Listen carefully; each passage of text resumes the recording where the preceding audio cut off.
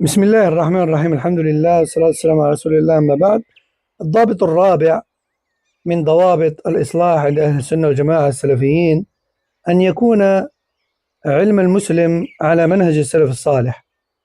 Donc, le quatrième paramètre important pour la réforme individuelle et communautaire au regard des gens de la sunna et du groupe Salafiyoun, c'est que notre savoir et notre science soient conformes à celles de nos pieux prédécesseurs.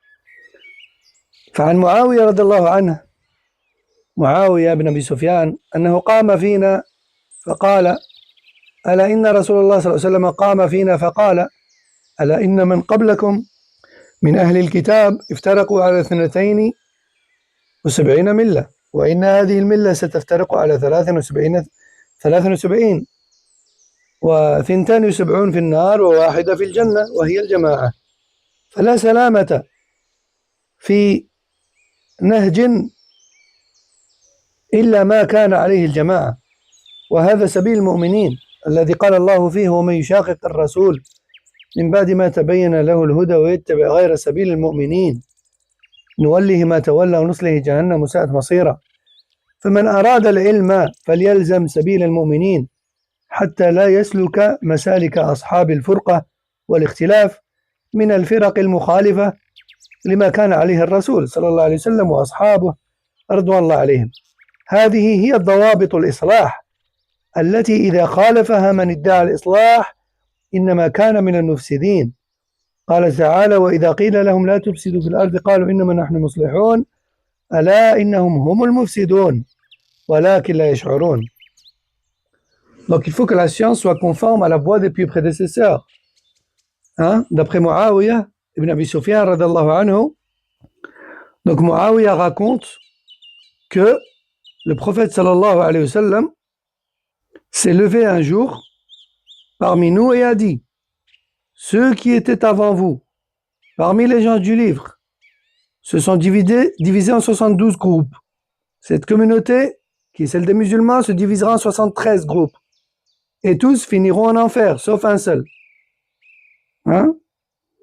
Ce groupe sauvé, c'est le Jama'a, le groupe uni sur la vérité. Autrement dit, le seul chemin sûr, c'est de rester avec la communauté qui suit la voie droite, celle du prophète Mohammed sallallahu alayhi wa sallam et ses compagnons. Allah dit dans le Coran, ce qui a pour sens: celui qui s'éloigne du prophète après avoir connu la bonne voie, celui qui désobéit au prophète après que la guidée lui ait été éclaircie, clarifiée, et qui suit autre que la voie et le chemin des premiers croyants, nous le laisserons avec les alliés qu'il a choisis, puis nous le jeterons en enfer. Et quelle mauvaise destination. Donc, si tu veux apprendre et comprendre ta religion correctement, il faut suivre la voie des croyants, premier, et éviter les sectes et les divisions qui s'éloignent du prophète sallallahu alayhi wa sallam et de ses compagnons. Donc, en réalité, celui qui prétend réformer sa personne et les autres,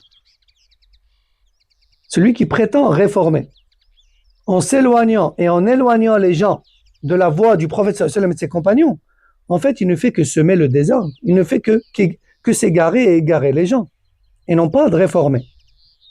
Allah dit dans le Coran, ce qui est pour sens, quand on leur dit ne faites pas de corruption sur terre, ils répondent: mais nous sommes des réformateurs.